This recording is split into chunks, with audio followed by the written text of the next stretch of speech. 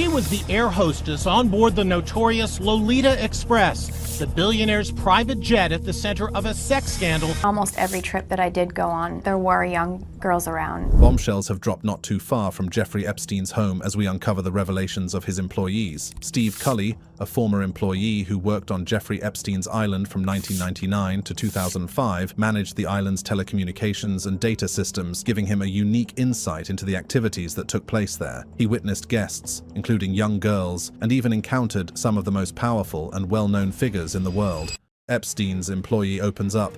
Steve Cully, a former employee of Jeffrey Epstein who worked on his island from 1999 to 2005. Cully's role was to manage the island's telecommunications and data systems, giving him a unique insight into the activities that took place there. According to Cully, privacy was of utmost importance to Epstein. He wanted a private cellular network on the island, ensuring that his guests could communicate discreetly and without any interference. Cully was responsible for setting up and maintaining this network, which gave him access to all the communications on the island. He wanted a private cellular network. Privacy was very important to Mr. Epstein. I was on the island probably 100 times. I was ultimately in every single building that existed on the island at that time, Cully revealed. During his time on the island, Cully frequently saw guests coming and going, but what shocked him the most was the presence of young girls. He claims that almost every time he saw guests, there were young girls with them. These girls appeared to be underage and were often scantily dressed. One particular incident stands out in Cully's memory. He recalls going down to the grotto, a secluded area on the island, and witnessing a scene that made his stomach turn. There, he saw a gentleman who was not Epstein, completely naked, accompanied by 3 topless girls. The sight was deeply disturbing, and Cully couldn't believe what he was witnessing. But it wasn't just the presence of young girls that troubled Cully. He also noticed that there were other important people on the island, individuals who held positions of power and influence. One such person was Alan Dershowitz, a prominent lawyer who has been associated with Epstein. Cully claims to have seen Dershowitz on the island, although their interaction seemed to be more of a business meeting than anything else. Another high-profile individual Cully encountered on the island was former President Bill Clinton. He vividly remembers seeing Clinton sitting with Epstein on the living room porch area, which was Epstein's favorite spot. Sometimes there were other people on the island that were important people. I saw Alan Dershowitz on the island. It was more of a business meeting. Another time, I saw Bill Clinton sitting with Jeffrey on the living room porch area, which was Jeffrey's favorite spot, Cully told the press. It is unclear what they were discussing, but the fact that Clinton was present on the island raises questions about his relationship with Epstein. However, the most shocking revelation comes when Cully recounts an encounter with Prince Andrew, a member of the British royal family. Cully claims that in 2004, he saw Prince Andrew at the pool with a young girl who was unknown to him at the time. The girl appeared to be young and was not wearing a top. Cully describes them as being engaged in foreplay, with Prince Andrew grabbing and grinding against her. Jeffrey hung out with a lot of powerful and well-known figures, both politically and financially, and I mean British royalty, continued Cully. Probably around 2004, I saw Prince Andrew. He was at the pool. He was with, at that time, an unknown girl to me. She was young. She didn't have any top on. They were engaged in foreplay. He was grabbing her and grinding against her. Cully later came to believe that the young girl he saw with Prince Andrew was none other than Virginia Roberts Giuffre, who has accused Epstein of sex trafficking her to the Duke of York. Giuffre has spoken publicly about her experiences, alleging that she was forced to engage in sexual activities with Prince Andrew when she was just 17 years old. Cully's account corroborates Giuffre's claims and adds another layer of credibility to her story. But who exactly is Virginia Roberts Giuffre? Now to that royal scandal. In Britain, TV viewers tonight saw a dramatic interview with Prince Andrew's accuser. She was forced to have sex with Prince Andrew when she was 17 years old. Virginia Roberts Giuffre, now known as Virginia Giuffre, was a teenager when her life took a dark turn. Working as a locker room assistant at Donald Trump's Mar-a-Lago resort in Florida, she was approached by Ghislaine Maxwell, a close associate of Epstein. Little did she know that this encounter would lead her down a path of unimaginable abuse and exploitation. Giuffre alleges that she was sexually abused by Epstein and was passed around like a platter of fruit among his high-profile friends, including Prince Andrew, the Duke of York. This scandalous case garnered international attention and became a symbol of the fight against sexual abuse and the pursuit of justice. Virginia Giuffre, formerly known as Virginia Roberts, had a tumultuous early life that would eventually lead her to cross paths with Ghislaine Maxwell and Jeffrey Epstein. Born in the late 1980s, Everythi experienced unimaginable hardships from a young age. She was sexually abused as a child and found herself moving in and out of foster care homes. At just 14 years old, she was living on the streets, enduring further abuse and struggling to survive. It was during this vulnerable period in her life that Everythi's path intersected with Ghislaine Maxwell. In the year 2000, Everythi was working as a locker room assistant at Donald Trump's Mar-a-Lago resort in Florida. Maxwell, a close associate of Epstein, approached Everythi with an offer that seemed like a lifeline at the time. Maxwell asked if Everythi wanted to become a massage therapist, an opportunity that could potentially provide her with stability and a way out of her difficult circumstances. Having opened up to Maxwell and Epstein about her troubled past, Everythi initially believed that they were nice people who genuinely wanted to help her. Little did she know that this encounter would be the beginning of a nightmare. Everythi soon found herself being sexually abused by Epstein, a wealthy and powerful financier with a dark secret. As Everythi's association with Epstein deepened, she alleges that she was passed around like a platter of fruit among his high-profile friends, including Prince Andrew, the Duke of York. The shocking nature of these allegations sent shockwaves through the world, implicating not only Epstein, but also members of the British royal family. Everythi's allegations against Prince Andrew date back to an alleged encounter at Tramp nightclub 21 years ago. Everythi said she was instructed by Epstein's alleged fixer, socialite Ghislaine Maxwell, to do for Andrew what she normally did for Jeffrey. She vividly recalled the prince sweating profusely on the dance floor that night. He was a hideous dancer, and he was sweating profusely all over me. I just remember like, ugh, I need a shower. It was disgusting, she claimed. In a memorable interview with Newsnight in 2019, Prince Andrew infamously claimed that he is unable to sweat, countering Everythi's claim. Everythi alleged that she was later sexually abused by Prince Andrew at Maxwell's London townhouse. It didn't last very long, the whole entire procedure. It was disgusting.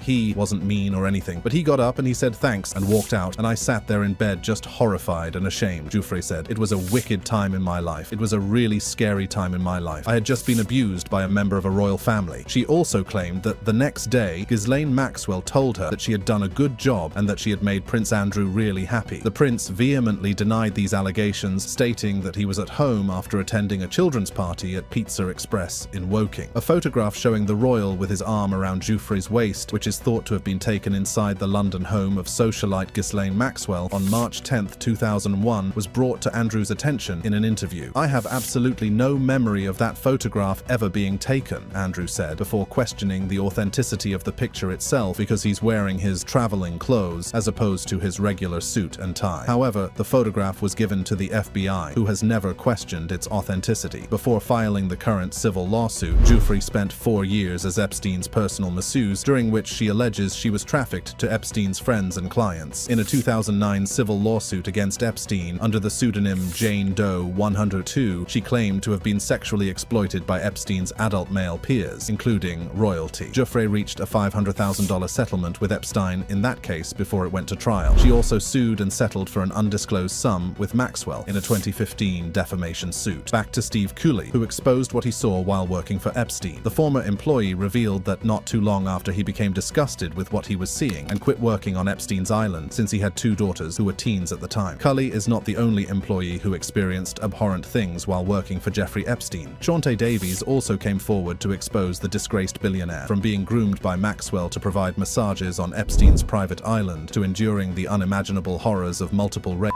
Shawntae's story is a harrowing account of exploitation and abuse. So how did she find herself in the company of Epstein and Maxwell? It was a sunny day in the early 2000s when Shawntae first encountered Ghislaine Maxwell, a woman who would soon become the architect of her worst nightmares. Maxwell, known for her connections to the rich and powerful, had a reputation for recruiting young women to fulfill the desires of her wealthy associates. Shawntae, an aspiring massage therapist, was drawn to Maxwell's promises of a glamorous lifestyle and lucrative opportunities. Little did she know that these promises were merely a facade for something far more sinister. Under Maxwell's watchful eye, Shawntae was groomed to cater to the whims of the enigmatic Jeffrey Epstein, a billionaire with a penchant for young girls. Maxwell carefully cultivated a sense of trust and loyalty in Shawntae, making her believe that she was part of an exclusive inner circle. As Shawntae's trust in Maxwell grew, she was invited to Epstein's opulent mansion, a place where the rich and powerful indulged in their darkest desires. It was here that Shawntae's role as a masseuse was solidified. Epstein, a man who reveled in his wealth and influence, demanded the best of everything, including his massages. Shawntae was trained to cater to his every need, providing him with a sense of relaxation and pleasure. But what started as a seemingly innocent job quickly turned into a nightmare for Chantai. Epstein's demands became increasingly inappropriate and crossed boundaries that should never have been crossed. Chantai found herself trapped in a world where her consent was disregarded and her body was violated. The man she once admired for his wealth and power had become a monster, using his position to exploit vulnerable young women like her. Epstein's private island, a paradise on the surface, concealed a sinister secret. It was here that Chantai found herself trapped in a web of manipulation and abuse, far away from the prying eyes of the outside world. As a trusted member of Epstein's inner circle, Chantai was subjected to unspeakable acts of violence. The man she once admired had become her worst nightmare. Epstein's demands escalated, and Chantai was forced to endure multiple rapes at his hands. The island, once a symbol of luxury and exclusivity, became a prison of pain and suffering for her. The psychological toll of the abuse was immense. Chantai found herself trapped in a cycle of fear, shame, and self-blame. The trauma she experienced left deep scars that would take years to heal. The isolation of the island only intensified the psychological torment. Cut off from the outside world, Chantai felt trapped and powerless, with no one to turn to for help.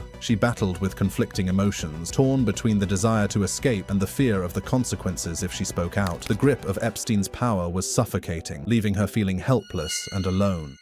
It was during these dark moments that Chantai found strength within herself. She realized that she was not alone in her suffering and that she had the power to break free from the chains that bound her. With the support of fellow survivors and advocates, Chantai began to reclaim her voice. She bravely stepped forward, sharing her story and shining a light on the horrors of Epstein's private island. Chantai's courage sparked a wave of outrage and a renewed determination to seek justice for all those who had suffered at the hands of Epstein and his accomplices. The revelations surrounding Epstein's crimes eventually led to his arrest and the unmasking of the powerful network that enabled his heinous acts. Chantai's bravery played a crucial role in exposing the truth and holding the guilty accountable. Jeffrey Epstein was caught up in numerous scandals while he was alive. How he got away for so long remains a mystery. Something else that remains a mystery is his death, as well as his potential ties to Israeli intelligence. Buckle up, because this is only going to get interesting.